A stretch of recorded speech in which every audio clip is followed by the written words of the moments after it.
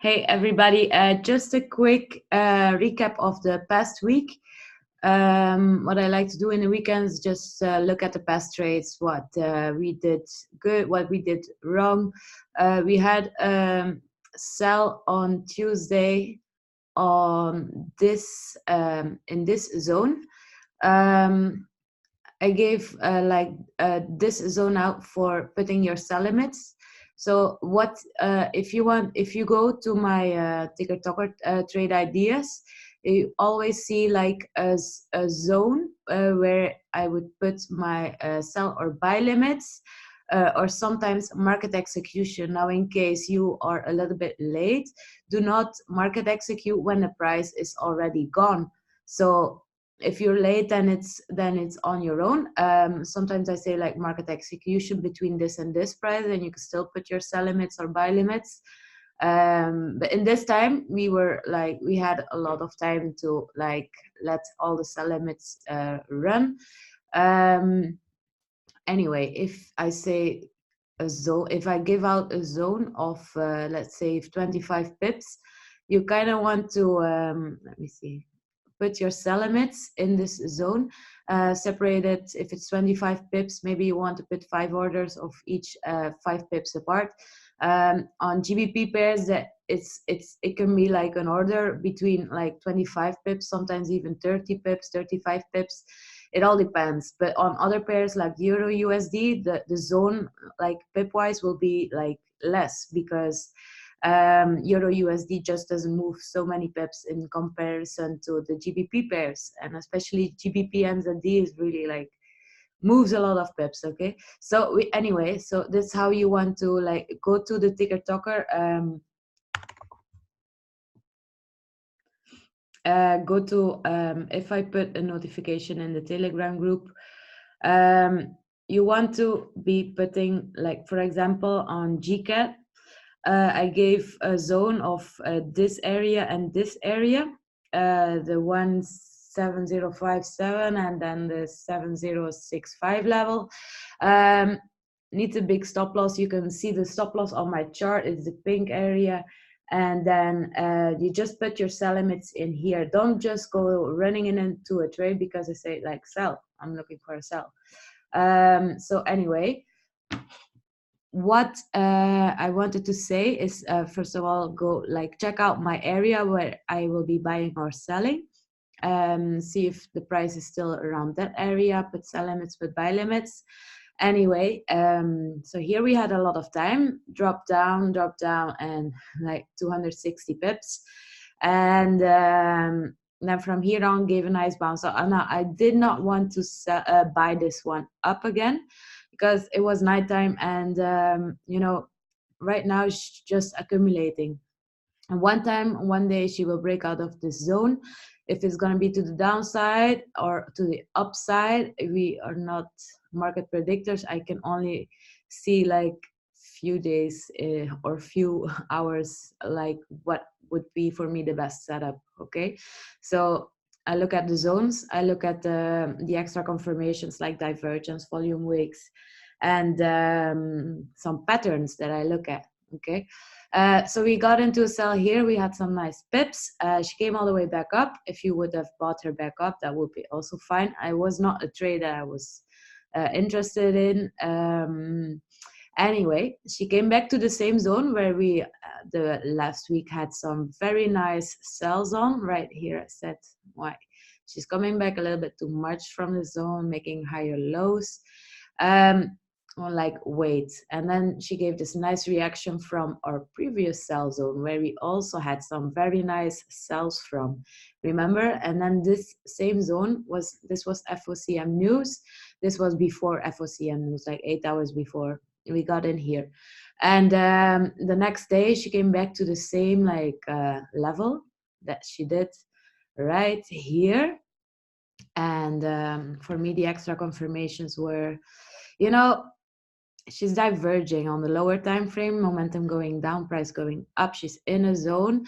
On the even lower time frame, she gave some nice volume wicks. For me, it was a clear sell signal.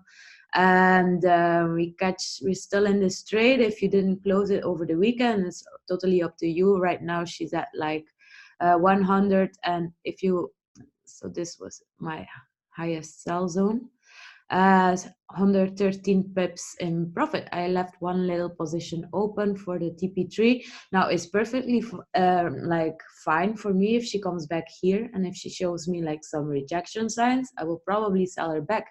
If she's going like full speed, big, massive, like bull candle breaking, like going full speed, I will be waiting for this zone for her to give me the extra confirmations for the sell. Now, if this doesn't happen and she gives us like one massive bull candle, I will not be interested to sell her. Okay, so we want, after like a big move up, we want some time of accumulation. Not like after a move like that, she's not gonna just like drop down like just like that. So let me see. So we were reviewing the trades. We had some really nice setups on this pair. Took her even like for a buy here, and yeah, we had some really nice trades so far. Okay, anyway, so those were 2 trades of last week. Let's check Euro NZD. Like Euro NZD and GBP NZD move kind of similar. If you are trading both pairs, then you're just doubling your risk. So for me, GBP NZD was way nicer to trade her. Euro NZD would have also been 5 for the sell, you know.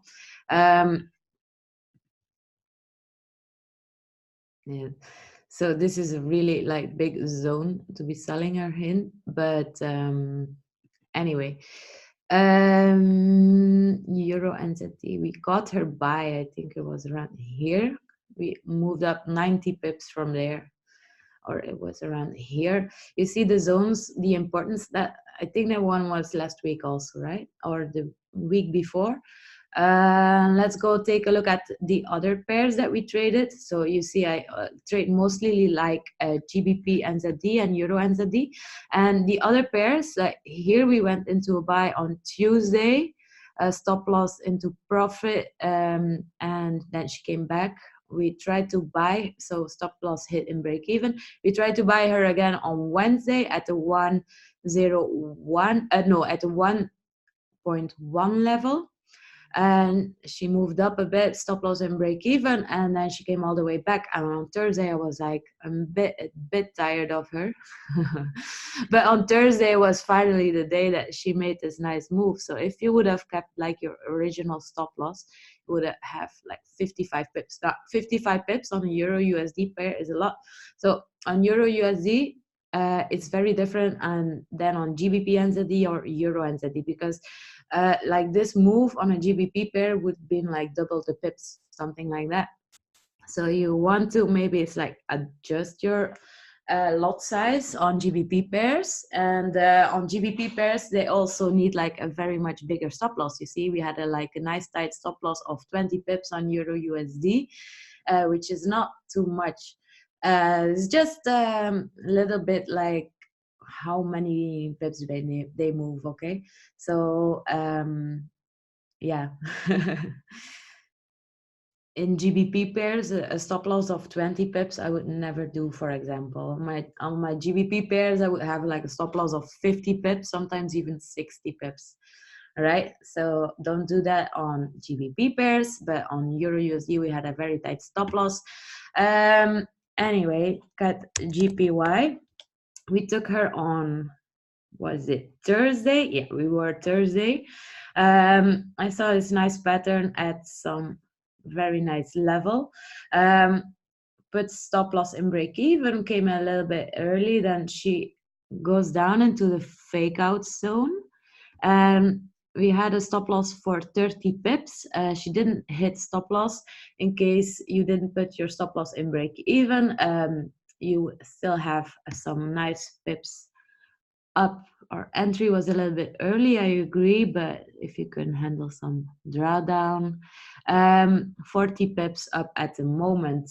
So all the ideas is that getting the direction right, getting the zone right. Okay, stop loss of 30 pips, get GPY also like don't do that on GBP pairs, okay? So I was looking at CAD GPY and USD CAD on Thursday, and we decided to go for CAD GPY, whilst I also wanted to sell USD CAD on Thursday. So if you have two CAD pairs that you want to be in a trade in, you just double your risk. So we pick one pair. In our case, would have been better if it would have been like USD CAD down, but we took CAD GPY up. So CAD GPY wasn't ready then, but USD CAD, for me, this was actually, I would have wanted her to come a little bit higher, then I would have sold her, but she was already in a nice zone. So if you would have, instead of KGPY, taken, like I said on the broadcast, she's in a nice zone already. Take a stop loss 10 pips above this zone of 35 pips, you would have like catched this move, and even you could have taken your ultimate take profit around here. Anyway, USD CAD showing divergence, was in a nice zone. Zone should have been like a little bit lower. You see this wick here? You can actually draw your zone a little bit lower. But USD CAD is the one that likes to fake out a lot. So I just wished she came a little bit higher. Other pairs, yeah, GBP CAD we were in on Friday. So I said sell between this and this zone, was right around here, around 10 o'clock my time. She like actually gave a nice wick here to all our sell limits, dropped down 20 pips, and this little movement is 20 pips. Don't get mistaken, so 27 pips actually.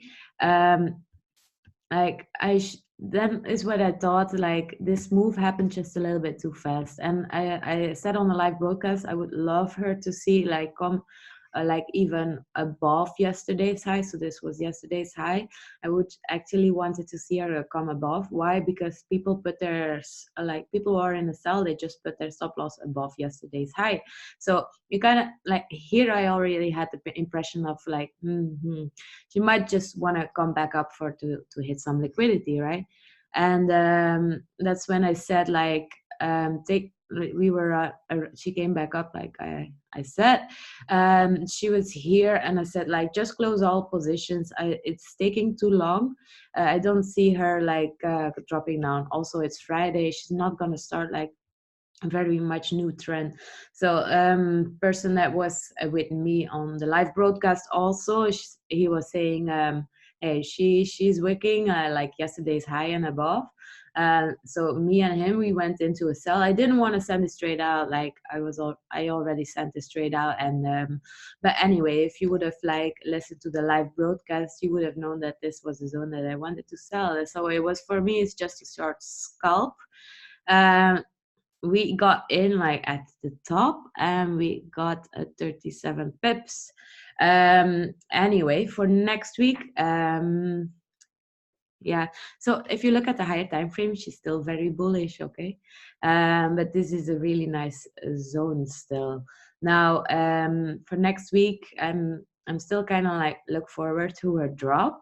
But I would like also wait until she comes like a little bit higher to sell her back down, okay? And on the higher price, you want to see for volume struggle, like here.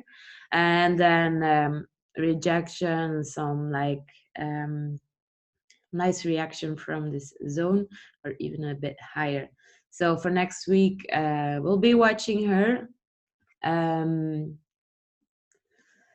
But we shall see what she's doing for the extra confirmations, because it is still really a nice look at GBP odd.